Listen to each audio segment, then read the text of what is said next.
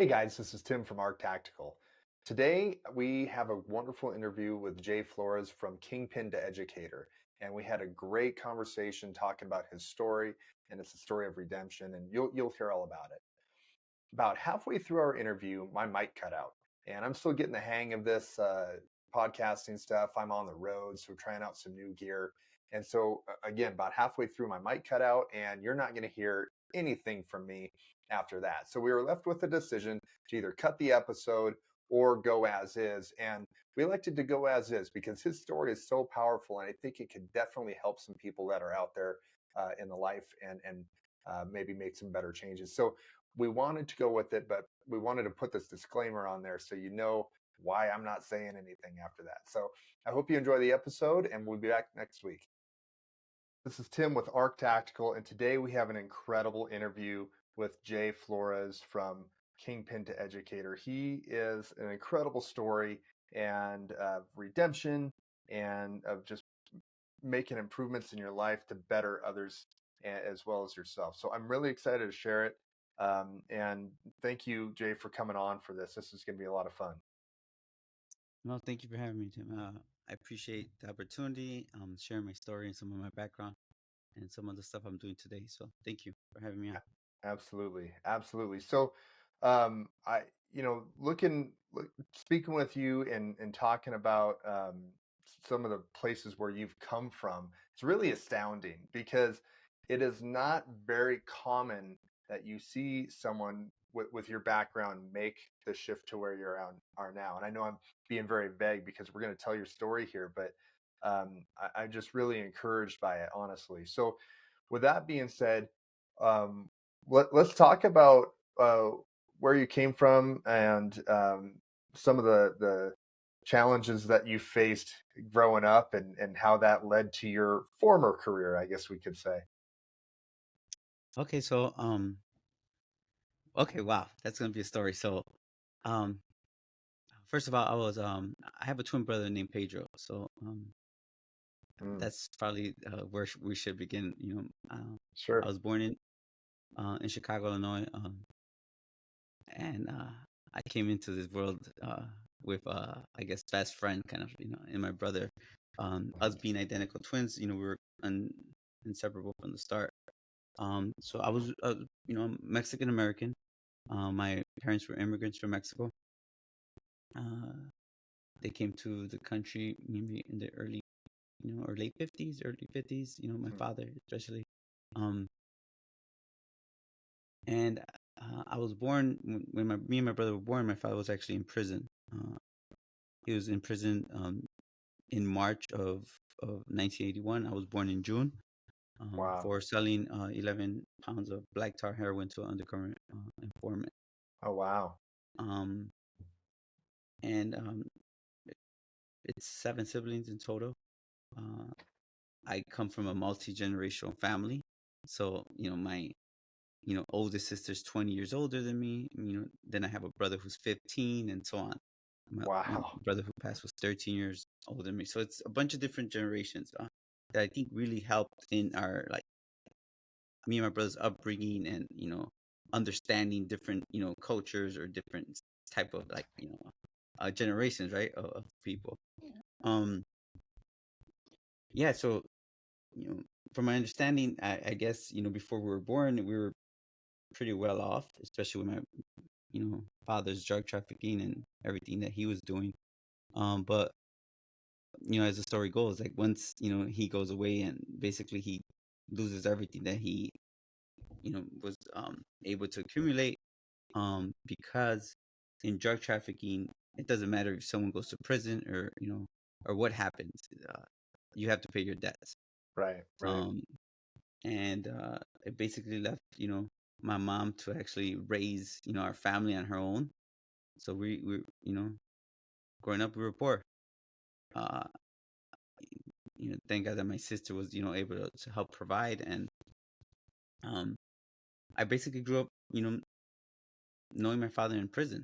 Mm, At that time, we were come from a neighborhood called Little Village, where um, it's in the southwest side of Chicago, and it's considered to be today it's like the Little Mexico of the Midwest, basically. oh, wow. Uh, I think Chicago has, the third most highest population of Mexicans in the United States. It's I think Los Wow. Angeles, Houston, and Chicago.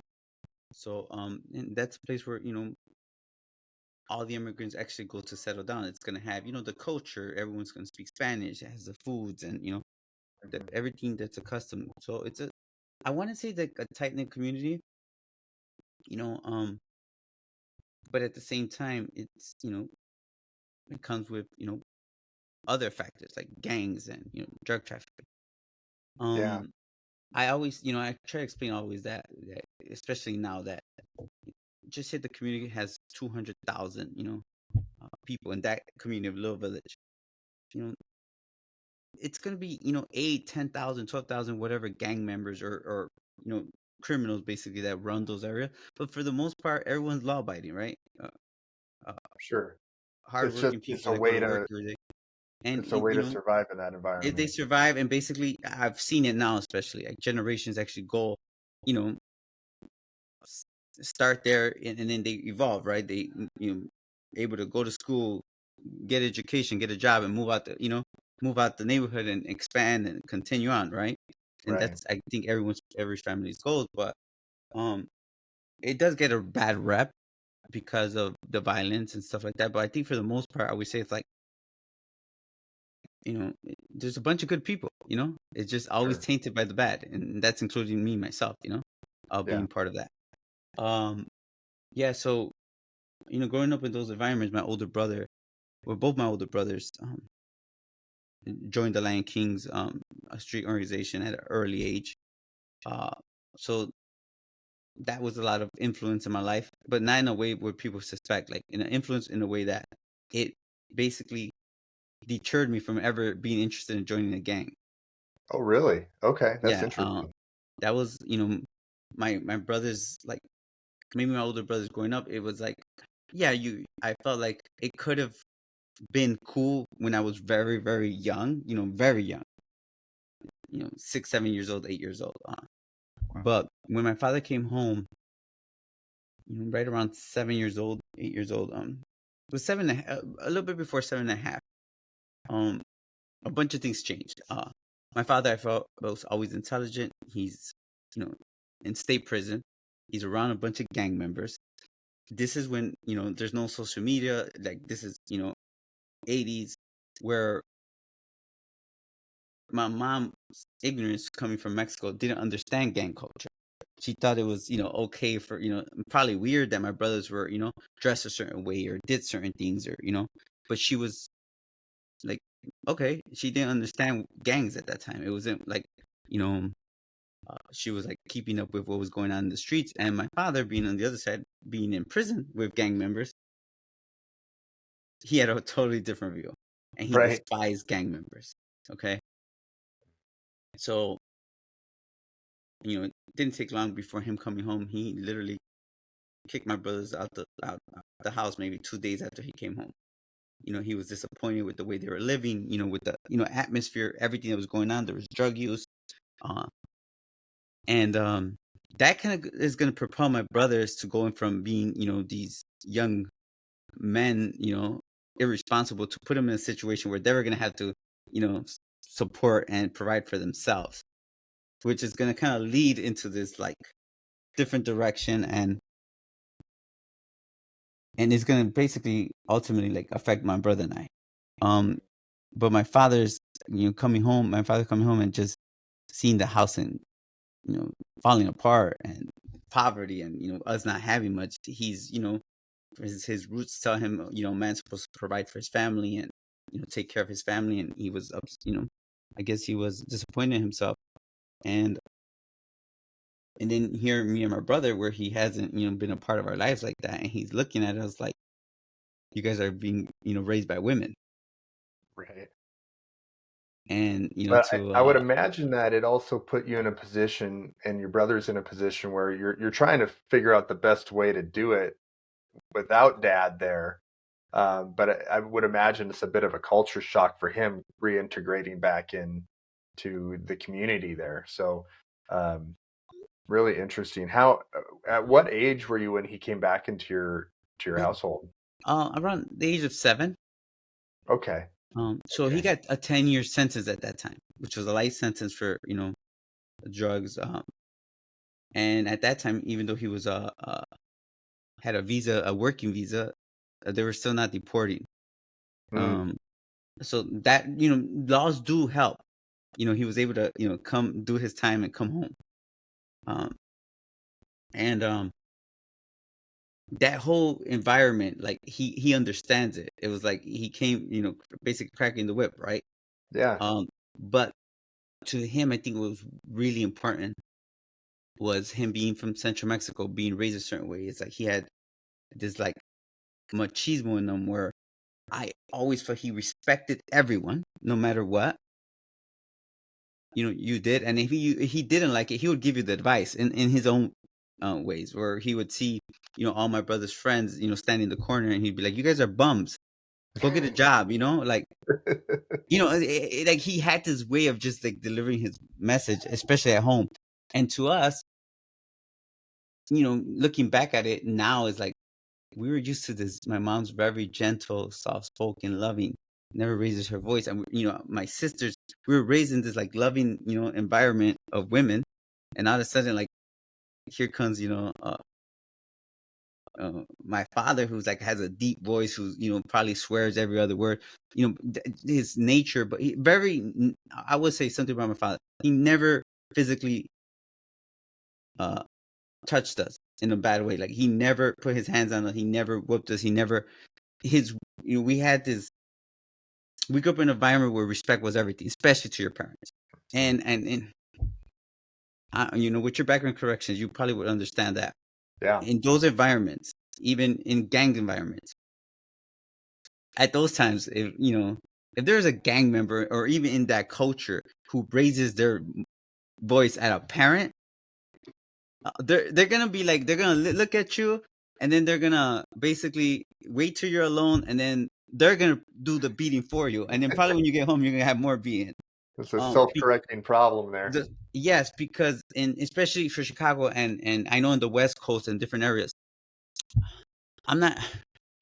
I'm just gonna say now. I know it's gonna sound like I'm justifying certain things, but with my background in prison, the structure sometimes works in those correctional institutions because you could see when there's structure and when there's not. Um, and it's the belief of these organizations that if you treat your parents a certain way, how would you treat me, right? Right, right. And just to think about that, if you're willing to treat your own parents like that, meaning anyone else around you don't stand a chance. Yeah, yeah, exactly. If you're the people that are closest to you can't keep you on the straight and narrow, then what chance does anybody else in your life? You're more likely to stab them in the back or betray Yeah. them and all that stuff, and that you can't have that. There has to be a certain level of trust in that environment because um, not everything's on the level, and you got to make sure that everybody's on the same sheet of music. And I mean, just not to like put everybody in this one, bubble or this one stereotype. But just say if you're in prison, you hear, an inmate screaming at his mom on the phone. Like to me, that tells me everything. Mm, I don't have to speak to you. I'm gonna say, oh, damn, he's one of those guys, uncontrollable. right. Un Because at the end of the day, to this day, to the last day my mother has recently passed. I never raised my voice to my parents. I always said yes, ma'am, no, sir, no matter what. Um, and that really took like that upbringing that I think that my parents instilled in me is really gonna help me overall in what I'm in the field I'm gonna go into basically. A lot of people think, well, what does it take? And I think it takes the principles of what it is to be a man and how you behave, how you come off. There's like I don't believe there's room for arrogance or cockiness in the world of Mexican drug trafficking.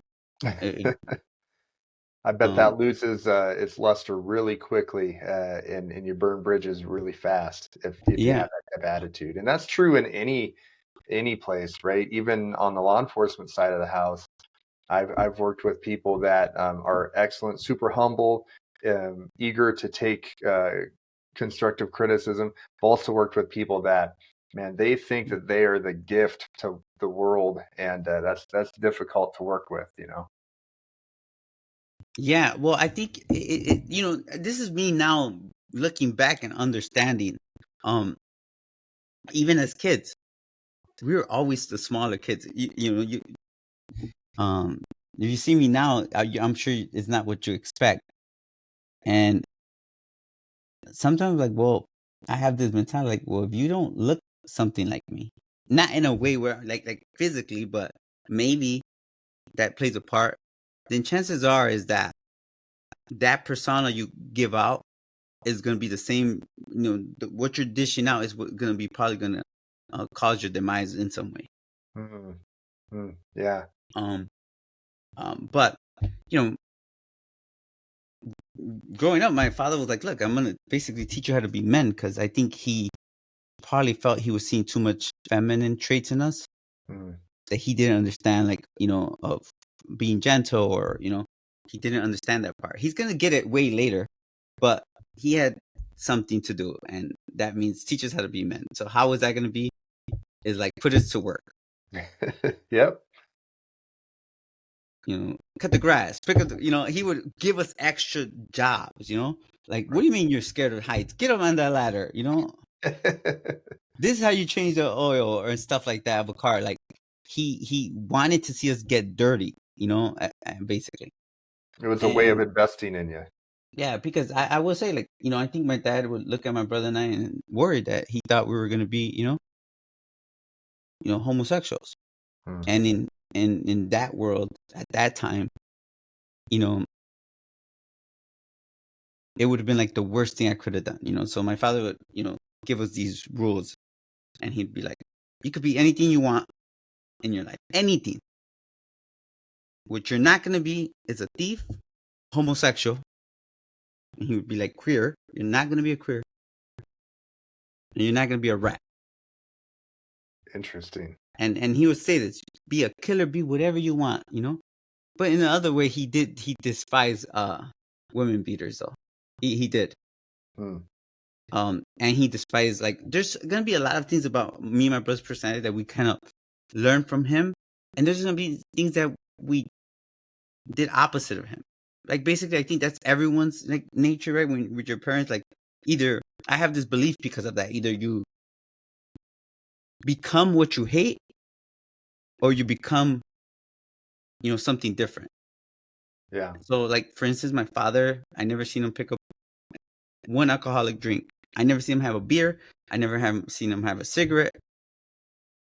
And in terms, I never drank alcohol. I recently started drinking wine at my age. I never smoked. I never did drugs. Nor did my brother. And for those first few years, I feel like it started kind of molding me what I was actually going to become later on as a man. So, one of the things that I will say that my father is that he had a different family. He was, in his mind, he could have as many women as he could afford. Mm. That was his mentality. And because of that, I think me and my brother naturally are not your typical men, which you would think of in that life, where it's like we're more of we didn't want that for our families, Right. Like, I could, I see my mom, like, go through it, and I seen, what we kind of seen as children, or even thinking that he had other children somewhere else. Like, just that environment wasn't something that we wanted to be like. Of course, we're young and we went through those stages, but once we started maturing and understanding, like, it's something that I didn't, I always felt like I never wanted, but yeah, I think that mind frame of him teaching us and molding us basically put us in this situation where, unknowingly, I believe, or ignorance, he was actually going to start teaching us the drug trade. Oh, wow. Okay. We're going to be his helpers. He comes home, it's, secretive, right? And he has two sons, that he basically are gonna be his, laborers, his translators, and basically uh apprentice, I guess, right? Yeah, kind of the go-tos that he can trust because you're family. So Yeah, so I wasn't even 8 before we made our first trip, to Mexico. Like it was the first trip outside of me, I think, ever being in a car just to visit him in prison. wow. And we made our trip to Mexico, which was like amazing. So it was like a learning experience. And even from the first trip, I always say like he started just teaching us the drug trade. Not by saying this is a drug trade, by teaching us interstates. You Sure. know, he's explaining, like, I want to make it clear. He never said, "Oh, like you're gonna be this drug trafficker." He just maybe was on his mind, and we ended up going to making the trip, driving, and he explained to us about different states, different interstates, just what each state was known for, and he's giving us education, sharing stories with us. And on that first trip, we're gonna go and drive up to the mountains, and we're gonna start getting our first real experience with drugs. So it's the first time, at that time it was gonna be marijuana, and basically, we went into the mountains for a few days, camped there, and got a like education on marijuana, from the harvesting to like the drying, picking up the plant, what was he's looking for. At that time it's Mexican marijuana, which is, I guess, as long as you had marijuana, it was good enough. This was before all this like high grade, and it was you know just what we would call commercial marijuana. Mm, And basically uh, we were going to be his helpers in transporting that marijuana back into Chicago and in the gas tank. So basically, we were his helpers in removing the gas tank and starting, to basically uh, compress the marijuana at that time, because at that it was the way you'd smuggle it, was being compressed, bricks of that you would put in the gas tanks and in the bumpers. wow. And we basically started learning every part of that. And not only in the mountains, but around people. Even at that age, if he would introduce us not like kids, he would introduce us like adults. And my father had this way where people in that part of the region that we're from respected him. Like everywhere he had, it's all about your name, who you were. The Flores carried a big name, and you start hearing these stories that how my father, became this, like, I guess, successful businessman. And he went, he came to the States at an early age and ended up in California, being a little bit smarter. I think in the 40s, 50s, he became like, a rancher's like right hand, helper, and learned the language. And then they started tasking him with going to Mexico and finding workers. So he became like a coyote, basically like a legal one, Wow. because at that time the country needed workers, where there wasn't even an issue like for you to get visas, working visas, because they were so shorthanded. Um, and he became that kind of like bridge with Mexican workers and farmers in California and Texas, where he became, actually, that was his job. It was a coyote, but not what you expect coyotes to be today, because it was a lot easier. Um, Right. so at a time where I think other people in those regions charge people, like he's getting paid to go look for workers, and then he's other people would charge you know those potential workers that want to come to the States for a better life. My father would do it for free.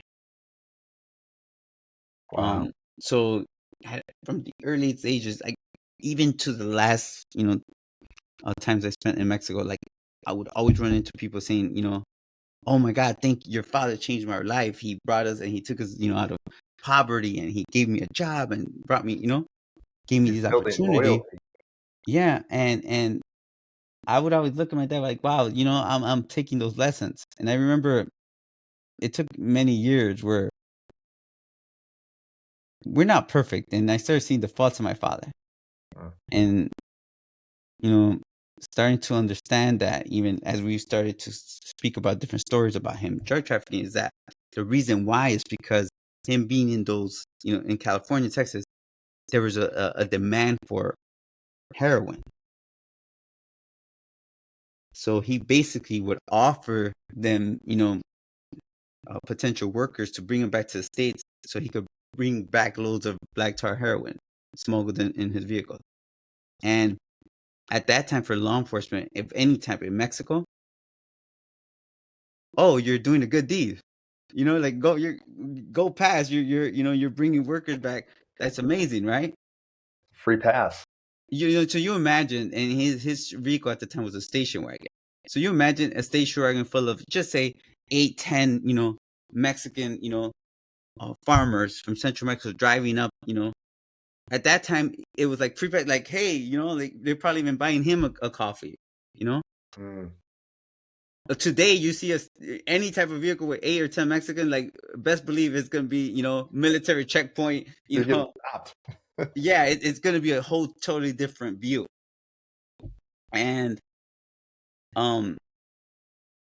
that's who my father was, and from that first trip down to Mexico, basically we started getting a whole education on the Mexican side of drug trafficking. Mm. But I know that we don't have all day. I will say that what I found, what I learned and understand today was that it wasn't those, tricks of the trade, or, basically essentials of what it takes to smuggle drugs that are going to have an impact on me. It's going to be the human side of it. Wasn't the mechanics, it was more the principles that The drove principles, yes, that I was learning, being in those mountains and being able to, eat cactus on a corn tortilla, and, have those relationships with those farmers. And again, they look at us like, here we are, identical twins at the time. that. We're not common. Not only that, American, identical twins. We're meeting people. They looked at us kind of like as different because we spoke the language. We, my father started teaching us, on those road trips, everything. He would make us bite into jalapenos and bite into onions, and like, I learned to like onions. I learned to like understand the culture. I was living in the culture. Eventually we'd go and he'd make us go to work at his, chicken farm. Mm. So he did teach us the hard work ethic for sure. He did. I feel like relationships, like what it meant, who you were, keeping your word, not being liars, that type of stuff is gonna go a long way. Sure. And that was gonna be our life for the next, 5 years or so. Wow. He would literally take us out of school, to make these trips, and it kind of continued to evolve. And I always say, like, at that time, a $3,000 investment in Mexican marijuana, the wholesale pound of marijuana in the United States, or in Chicago, was like going for $550 wholesale. Like, it's a good price. Yeah. In the streets, I think a wholesale pound was like going for like $850 or something. So, bringing back 100 kilos, which is 220 pounds for a $3,000 investment in 1988, you're making $110,000. Yeah, you're making some money. That's a lot of weed, man. That wasn't a lot of weed. 220 pounds wasn't a lot of weed. Really? Eventually, he's in his I guess organization grow where he'd have 4 or 5 cars on the road. Wow. And it was lucrative for him. Our life changed overnight. And then, when he got to Chicago, he didn't have to look far for customers because he had them and his sons. Okay. Who were now, had become, adults and men, and they had to provide for themselves. And them being part of, the Lion Kings organization kind of provided a perfect, distribution point, like for them. And he would treat my brothers just like he would treat any other customer. Mm. He wanted $550 for each pound, and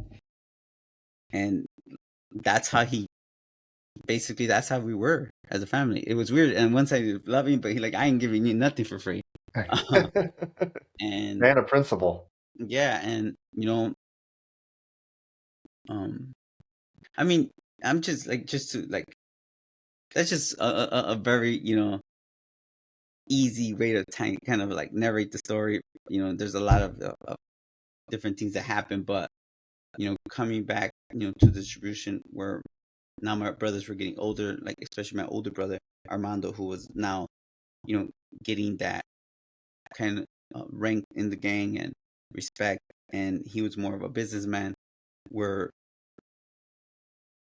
he ended up picking up another I mean the drug trade, but another type of a drug, which was cocaine. And two different businesses, right? He's on the American side, and my father ended up selling a kilo of my brother's drug of cocaine to an undercover informant and got arrested again. Oh And man. basically went on the run and left me with my older brothers. Where my brother and I started picking up that side of the business, and distribution, um, of cocaine, and basically started getting a whole education there for the next 5 years, uh, drug distribution, and eventually my brother ends up getting arrested in 1998, and he basically did what my father did to him. Like, you guys are on your own. He was a provider. He gave us a great life. I mean, my older brothers, I look at him like he's a father figure to me. Right. Him again, like, you're not gonna become a gang member. You're not gonna and there's no way I was even interested in that. But he also said, you're not gonna get into drug trafficking. Mm. And by that time, I think it was all me and my brother ever knew. And not long after he was arrested, me and my brother, got into the business, and we started off with our first deal was 30 kilos of cocaine. Our first deal. By the end of that month, just adding it up, we probably sold over 400 keys. Wow. And eventually, kind of started from there. And within 2 years, 3 years, we were going and distributing maybe anywhere from 600 to 800 kilos a month. So you're making a name for your guys' self there, and taking over that business. Let me ask you, why do you think both your father and your brother were hesitant to have you guys in that line of work? Was it that they just didn't want you to be arrested, or were there other contributing factors to that? Well, my father never told me that he didn't want me to become a drug trafficker. He just told me he didn't want me to become a gang member. Mm. My older brother, it's like, I will tell you, what I found as of recently is that people, most of the public or even law enforcement officers, don't understand that anyone in that world wants a better life for their children. Right. Mostly everyone, I want to say. I haven't encountered someone that says, okay, maybe I have. Maybe I have said, like, I want someone to take this, and be the same person. Like, and I'll speak about some drug lords later, but they wanted something better for us. I think that's what we all want, right? Doesn't matter who you are. I think we all want better for our kids and building a better life and more opportunities and that type of thing. So we're really the same, on the gang side, on the drug side, and on law enforcement side in general. I think we all want the same stuff. Yeah, I think so, but sometimes for whatever reason, Tim, I'm not sure if it's the culture, society, whatever. It almost seems like people just think that, oh no, you're like born to be in this like criminal, and or however those beliefs are. But no, they didn't want this life for me, Right. especially my older brother. And naturally, for different events, it was easy for us to kind of pick up, and he didn't make it easy. We basically had to start on our own, and all these things are basically going to add up and make us become who we become. I will say I did it, not being part of a gang organization. my brother and I's drug trafficking organization was a non-violent one. Mm. I know that's hard for people to believe. I get all these, um, we basically I feel like, yeah, we did have the ability to understand what relationship we're going to be like and what not to do, because over the years we encountered so many different generations of drug traffickers from both sides, and basically we would just hear them tell stories about how this person ended up in jail and this and that and all these stories. So basically to us it was like we're learning from dummies, right? That's in the easiest way to put it. And A lot of what not to do, a a lot of lot of what not to lessons. do. Yeah. And even later on, we're going to take that, and I'm going to look at reports. I'm going to look at websites. All these websites that are posted. I'm looking to see, what's the trends. What did someone's mistakes do? And well, not how did they get arrested. Most of the time, they'll be like, oh my god, that was stupid, or whatever the case is. But um, you So you know, were kind of a master of your craft. Like you had great teachers, whether they're teaching you what to do or what not to do, mhm. but you also you were a student of the game. You were doing your research. You were figuring out, like you said, those trends and how to do it in a non-violent way. Which you're right. I'll tell you, when we had our pre-interview and we talked on the phone, and you mentioned that, I'm like, how does that even work? I would imagine that you need to have some teeth into your operation.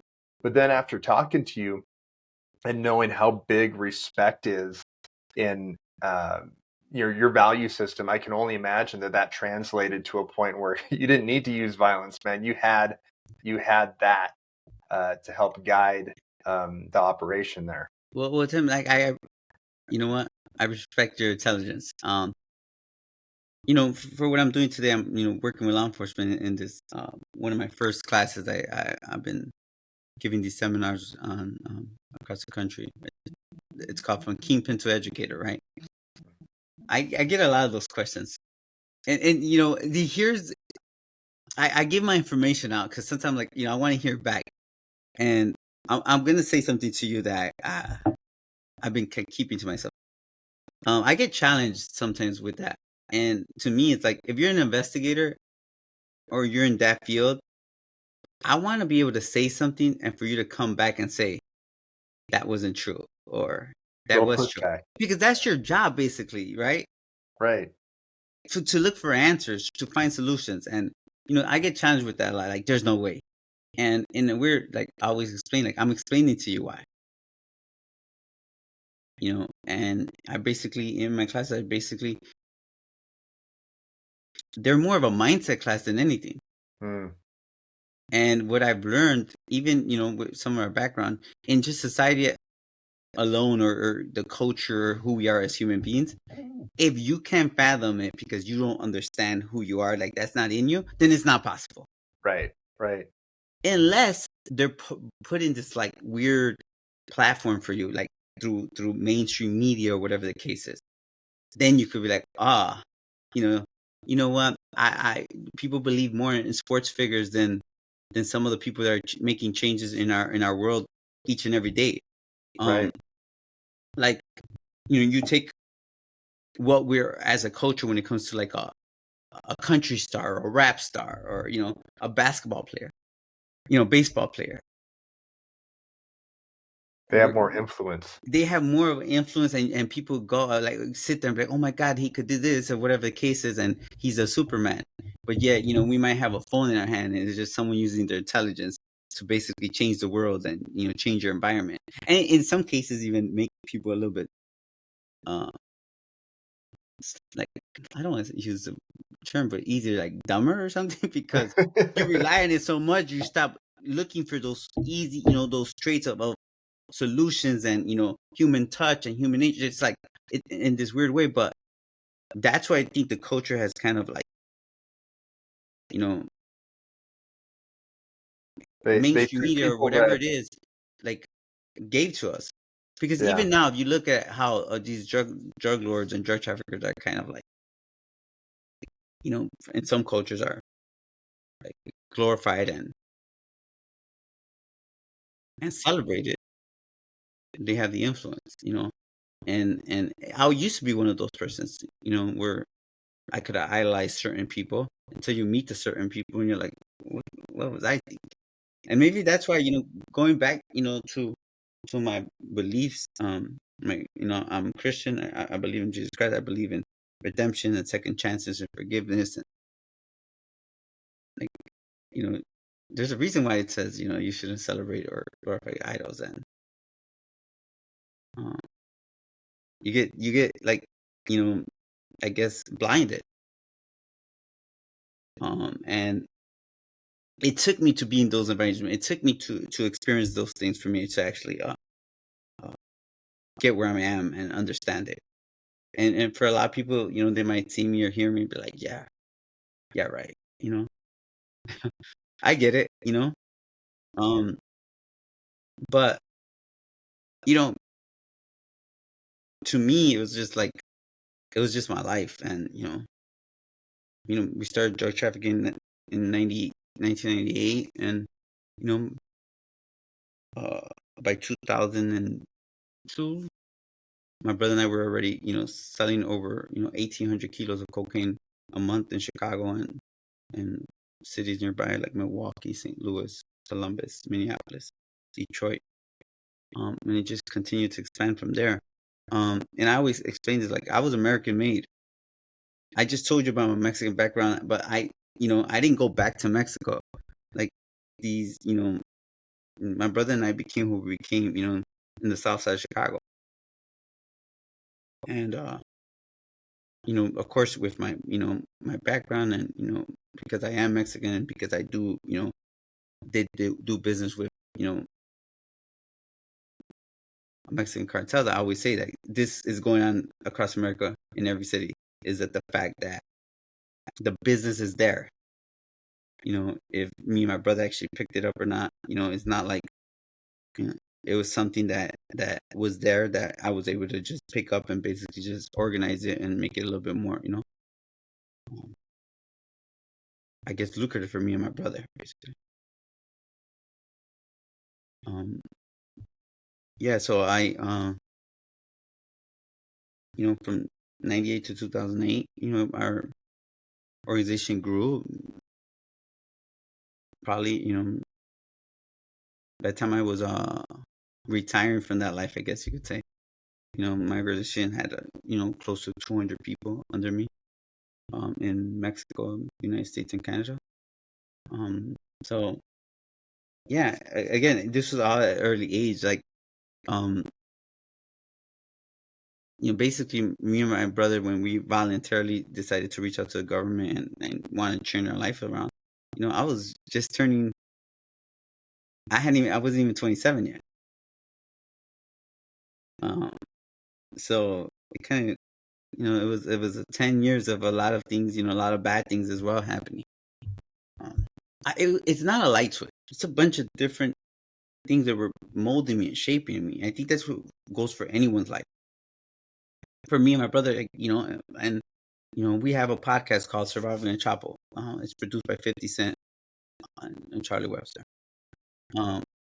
And in that podcast, and people would listen to it, and I get a lot of this feedback where, oh, all you do is like complain or whatever the case is. No, I'm not complaining. I'm telling you about our sufferings, because that's what it is, that world. And this is why I do what I do today. And some of the, programs I'm involved with is because that whole life is just a false reality that people paint. And I do believe that me and my brother are unique in a way that I don't think there's many people who've made it to where we made it to in our life to talk about it. But I what I do believe here, I do believe is this. In that we're like, there's different levels, right? But in those levels, like, there are gonna be those people that know, be like, oh my God, you made it, like you did it. And then be like, no, I didn't do nothing but ruin my life, ruin my family. Like, I want to make that clear. And like, for instance, I don't do interviews. There's no YouTube video. I'm not gonna get on social media and glow about this like life. And what you see about there is either a bunch of ignorance or a bunch of people who like are telling these false like claims or lies. Because I could go in there and talk about the money I made or whatever the case is, and then you get all these young kids or the youth thinking, oh wow, I could do that, and then be on YouTube and be glorified. No, it doesn't work that way. Especially we're in the levels that me and my brother were working with. Eventually I'm gonna, my brother and I are gonna work with the biggest drug lords in the world directly. I had a friendship with them, a relationship with them. Some of the biggest drug lords in the world who are actually active today, who are bosses, those are the people I actually, would sit down and have a meal with. Those are people who, I idolized at one time, that respected me at one time. But it's not a life, like overall, at the end of the day, everyone's, the impact that we could have had. It was just me and my brother living our life. It wasn't like, like this like game or this, and it has real life consequences. And I think overall, just going through so much, I think who we were as a person, I'll go back to that. You asked me today, like, who are you today that you weren't yesterday? I said, the only thing, I'm mature, probably a lot wiser. I still make mistakes, right? But the only thing I don't do now is traffic drugs. And I think that people are like, no, you have to be this evil guy. And, like I don't know, for me and for my brother, once we decided to kind of turn that page, yeah, there was a lot of like understanding. Like it was like a big window opening up. Like, damn, this is the stuff I was doing. This is the stuff that I wasn't seeing. Right? But you have to be able to come to the window. You have to get, open the door to see what's behind it. And some of us never get the chance to do that. Because we like, the home we created in our mind, And, yeah, you're comfortable with that. But I think, especially for our family, the men we were, and me and my brother used to always like, I guess, without kids. I didn't want my kids to grow up in those environments and that I grew up in, and unintentionally teaching, my children something that I felt like, damn, how do I'm here? How do I get out? People always think, oh yeah, you make your money and get out. That's not the way it works. And I learned that, right? Like I've seen it. I've seen what I became unknowingly, and I have like some personal anecdotes there that were like, I remember just being scared for my family, for my children. And you start to think like you're supposed to be this, provider and this man, and how could I say that I'm supposed to be this good person, just because everyone's benefiting from you something financially, but like I 100% take credit where like a real man would not put their family in danger, would not put their family in those predicaments that I was putting my family in. And there's a bunch of different things that happened to me and my brother that were not pleasant, that and I would always pray because I'm a believer in Christ. Even then, it was just weird. Like I could be doing that bad, but it's like, I guess what they call it right now is cognitive dissonance, right? Now, I don't want to make an excuse because I always felt like I was a little bit more intelligent than that, but that's the environment you live in, and that's what you're seeing. And I would, pray and say, you know what, I need a way out. Like, what's going to be my, I could envision what was my ending. And I felt like it was getting to a point where my brother, for the most part, were able to continue being who we were without, crossing that line of who we weren't. But I could see that it was going to get to a point that I was going to like basically have to sell myself, again to a life that wasn't me, or to a persona that wasn't me. And if you work in corrections, there's going to be a lot of those people that are in there that faked it. And then they're in that situation, and guess what? They don't have that choice anymore but to keep living that life. And then what I'm saying is that in their mind, we're never going to get into it, but and then eventually they become it.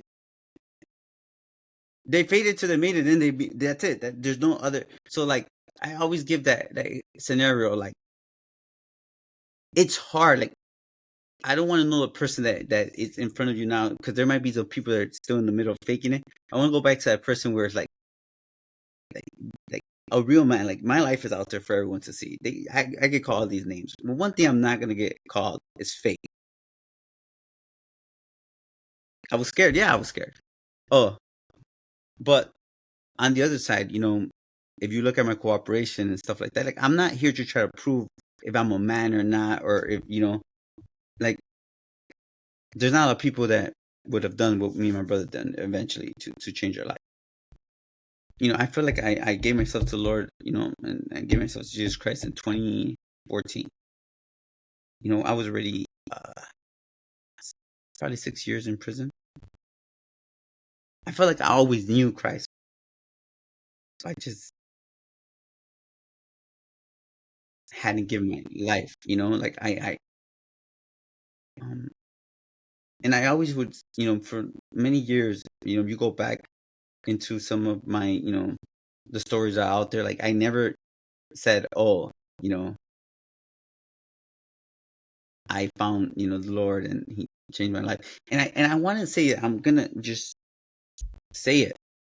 I felt like I didn't want people to think that that was a fake excuse. So in a way, I kind of hid it, which was, I determined later on was wrong for me to do. I will start with this, especially if you're in corrections and you see so many, what they call Bible thumpers and all that. Yeah, I get it. I've been there. I know what, we all see it.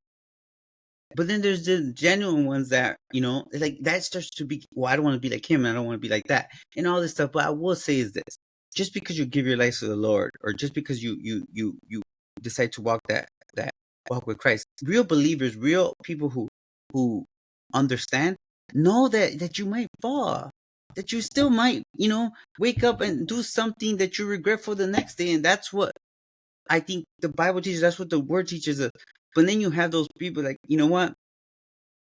You have to live this way. And I always say, my life is out there for you to judge.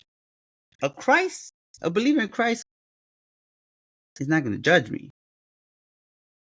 That's the belief we're supposed to have, but chances are that you are. And I mean, just to add to that, I want to add to that, because there's religion, and then there's, let's just say, laws, okay, that we abide by. Just say that there's those two. In many of my classes, you have a lot of law enforcement who are Christian, who say they're Christian, for instance, and then have me in front of them, and I know what they're thinking. And then it's like, okay, but there's laws.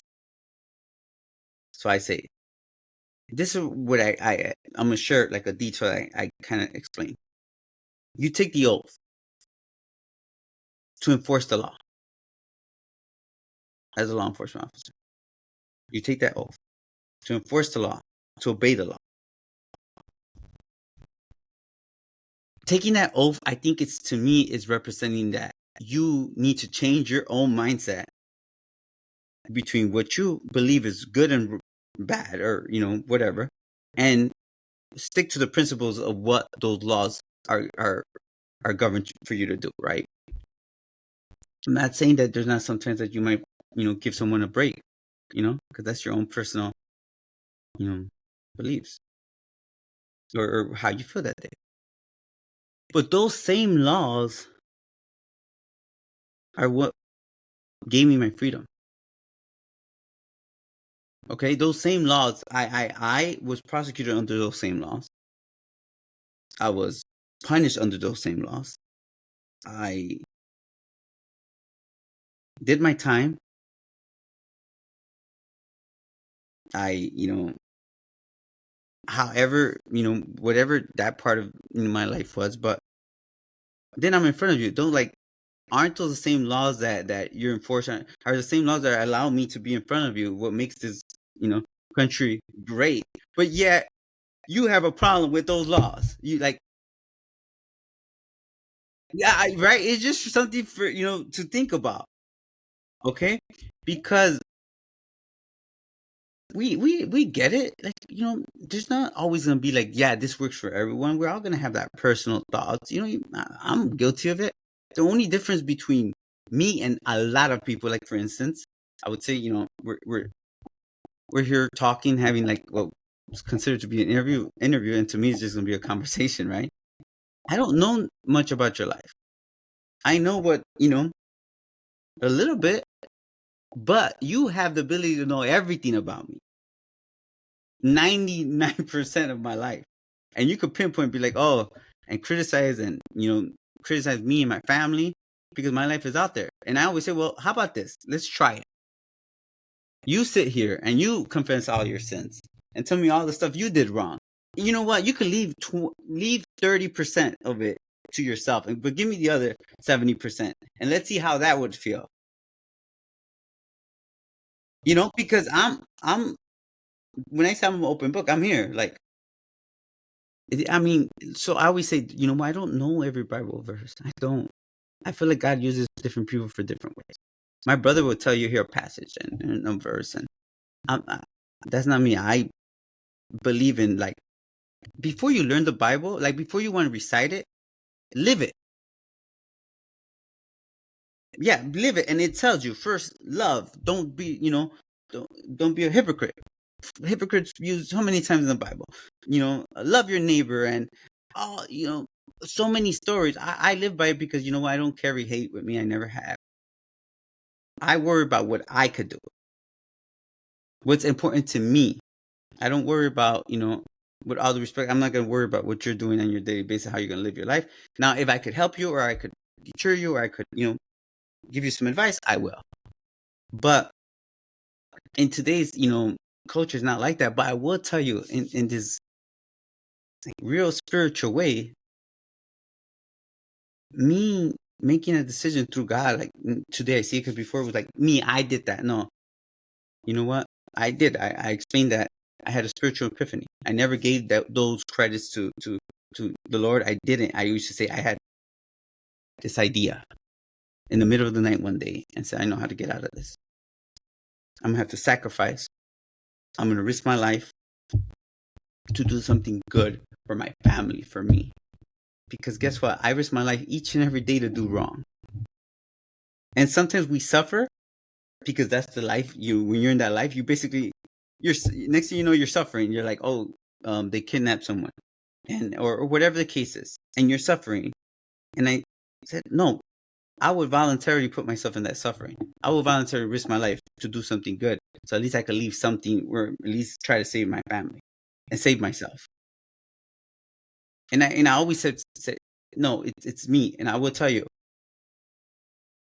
I remember even like right after I basically turned myself in, and some of the stuff that I would hear like the government say, I used to be like, how did I do that? I consider me and my brother intelligent. I don't ever once remember thinking I'm scared, I'm fearful. And I really think that the Lord really took away that fearful part and gave me that determination and gave me a path. Basically, gave me that burn to say, you know what, you're gonna be fine. Just go. And kind of goes back to me understanding, like, and saying, okay, what's the next part of my life? What's my purpose? There has to be a reason why I'm here. There has to be a reason why, I escaped all these different, obstacles. And to me, on the other hand, it's not just about a life of drug trafficking. It's a life about for anyone. You know what? All those people who are out there who are going through those hardships, if it's drug addiction, if it's, relationship, if it's a job, or if it's um, whatever it is, that if you sacrifice and you work at it, you can make a change. I went from, the mountaintops of Sinaloa, sitting down with some of the biggest drug lords in the world, to, walking the halls of Congress and sitting down with Congress and trying to find solutions on combating drug trafficking. working with law enforcement officers. It's still being made. So, that's part of it. Like, by the time I'm done in this world, I don't want to be remembered as a drug trafficker. I want to be remembered for what I did afterward. And be an example of what someone could actually do if they decide to change. And I say, like, you don't have to be a drug trafficker. You could, for all those people, we just don't want to go through the suffering. So I will say, how to become a sexual drug trafficker? It takes a lot of work, a lot of suffering, a lot of, determination, and for everything to line up. Okay? How to become a successful person in anything's going to take the same things. Different direction. So why not suffer and not have to worry about repercussions that come with that world? Being solitary confinement, you have those individuals who like, I could do that standing in my head. Listen, I'm not one of those guys. I did 3 years, not consecutive, but I did 3 years total. I remember, being solitary confinement, like I could have been a doctor twice. And when, right now our culture, society in general, where I get it, it's based on financial gain and money, and it's a necessity. I understand. But man, I've been that person that put that in front of everything, and it costed me everything, basically. When I said it was a necessity to feed my family, it was costing my family. So at what price? You're saving up the money to do something for your family, but yet that's going to cause you not to have your family. So basically, it's like selling your car to, save up for gas, or, yeah. And it's like, it's having that balance. But to me, it's like, I've been there. I've had more money than people could imagine. That wasn't fulfilling to me. And it's always like, well, you hear this story of saying, like, money is not everything, and it always comes from who? Most of the time, it comes from people who have the money, and people get upset with that. And it's like, well, you get upset because you don't understand. You haven't had that experience. If you look at me and you're gonna be like, there's no way that you're full of, these type of experiences, but I am, and it's not because I read a book; it's because I lived them. I do. The only book that we should read, right, and really consider is when you read the Bible, you read the Quran, whatever your religion is, like, it's basically a story of suffering. And if you think about it, it's a story of suffering, and that's what my story is. And that's what probably your story is, if you say, you know what, it's suffering, but then you get these glimpses of what's important to you that brings you happiness, whatever that is. So it's like, I'm fortunate. But part of the reason why I'm actually doing this today is because my family suffered. They don't care about what I do. I've been fortunate to have a family that loves me and says, you know what, like, it's okay. But I want it to be meaningful. I want my suffering to come for something. Maybe I could, one day change a life, and that person do something positive, and I don't need the credit, but why not? I have, like, I'm working towards, bigger goals that I set for myself, and hopefully being able to really have an impact on drug trafficking, because it's what I know. If I could add to that, I want to make it clear, like, maybe, our conversation and maybe you understanding, and, through your experiences, I always say, I want to make it clear, I myself chose that life. I chose those sufferings. I don't blame anyone. So you might have a listener saying, well, yeah, you did that to yourself. Absolutely. But as you say, we could make those mistakes and dwell on them. And then you might, I could be a homeless guy, looking for drugs because I can't get over them. Or if you look at it on the other side of it, or do what I'm doing. This is my suffering. All right, and again, this is my suffering. Everyone has a suffering, and